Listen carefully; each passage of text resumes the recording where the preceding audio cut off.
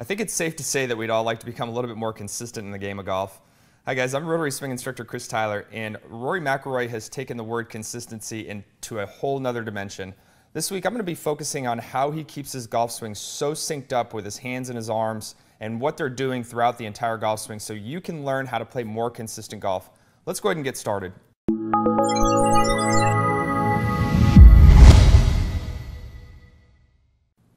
Well, we are certainly getting to spend a lot of time talking about Rory Mcilroy's golf swing as of late. It seems like, as I said in the opener, that we just got to talk about him winning the British Open, and here he is 2 weeks later winning the Firestone and putting himself back into the #1 player in the world at 25 years old. So congratulations to Rory on that.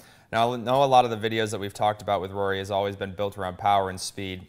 And this week I want to talk to you about what he does in his golf swing that also leads him to a lot of consistency. That's one of those things that people come to the website for, is they want to become a little bit more of a consistent player. When we have people that come in town for the clinics that Chuck conducts, the first and only thing that we hear that's common from all the people that are in the room is that they want to become more consistent. I'm going to show you exactly what he does really, really well to keep things synced up. And we're going to shift the focus off of power and speed at this point, and we're going to really just kind of hone in on the idea that we're going to become consistent players, and we're going to focus on the 9-3 section. So what I want you to do is I'm going to focus on the face-on view first.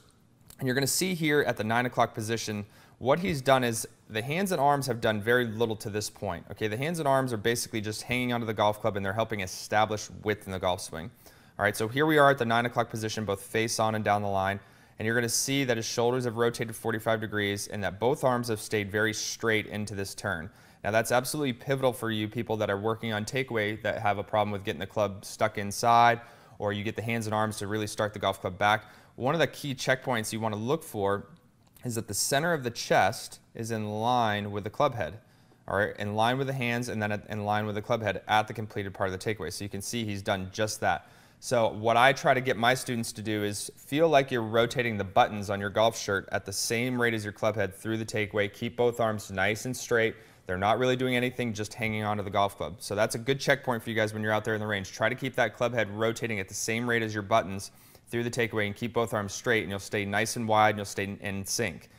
All right, so from this point, as he starts to work, this is where the hands and arms start to do a little bit. Okay, so his right arm is actually going to add a little bit of flexion and a little bit of elevation, which is helping give the golf club lift, which in turn he's going to be able to use for speed later on in the golf swing. Okay, so his arms have really not done much up to this point throughout the takeaway. All they did was help establish width, and all they've done is just add a little bit of right arm flexion to help move the golf club into the vertical plane. Now, what do they do in the downswing?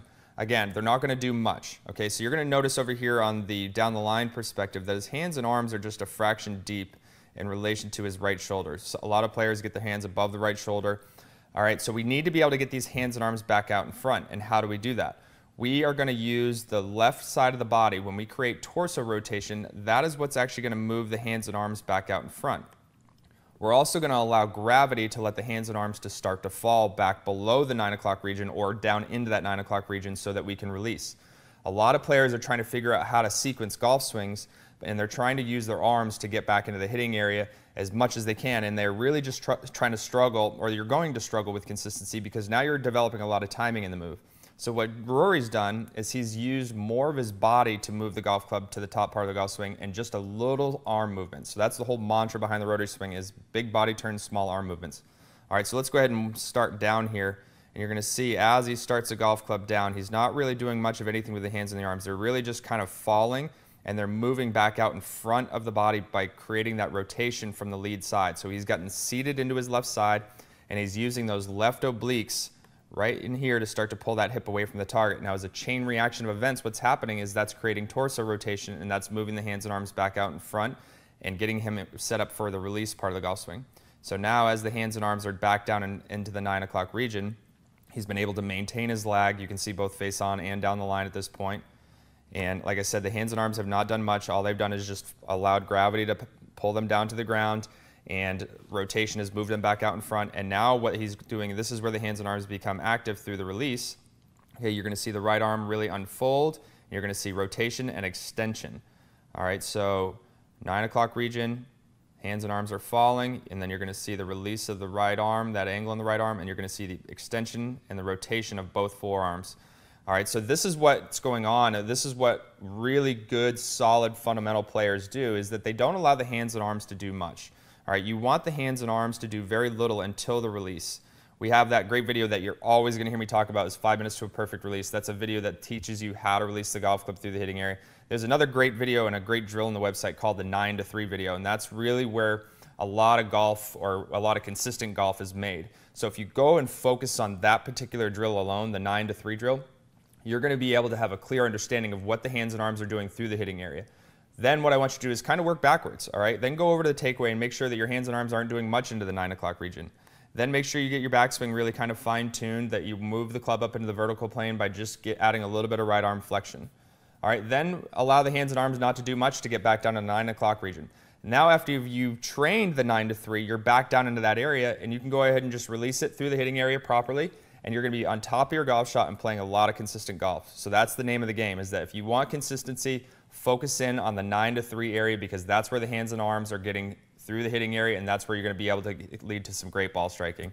All right, guys, so that's the review for this week. Get things synced up and get out there and play some great golf. I look forward to working more with you guys in the future, and I hope you have a great day. Okay, so those of you that are joining us on our YouTube channel, I'm going to go ahead and include a special bonus video on the 9 to 3 drill, and that's going to teach you how to become more consistent like Rory Mcilroy in the hitting area.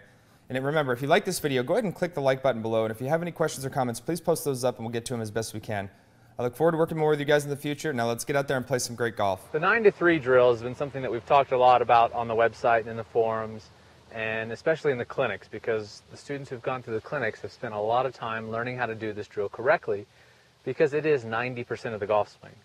If you can do the 9 to 3 drill correctly, the rest of it is just small details that have minimal impact relatively compared to doing this correctly on your overall golf game and your ball striking. So long story short, it's very worth your time to really pay attention and understand what I'm going to tell you and how to do this drill correctly, because this is how you want to practice, this is how you want to warm up until you've mastered this, because as I said, it's 90% of the golf swing. So basically, long story short, the 9 to 3 drill is basically taking the club to the point where it's parallel to the ground, or if you're looking at a clock, it's about 9 o'clock, to 3 o'clock on the other side, and doing everything properly in between there, and as much as the body movements that we're working on. So the basic thing is it's moves 1 and moves 3. So the first piece is doing the takeaway correctly. And you have 3 checkpoints here. A, pulling your right shoulder back, right? So we're focusing on that right shoulder blade to create rotation so that our upper body's turning and our hips are staying pretty anchored. B, that we're pushing our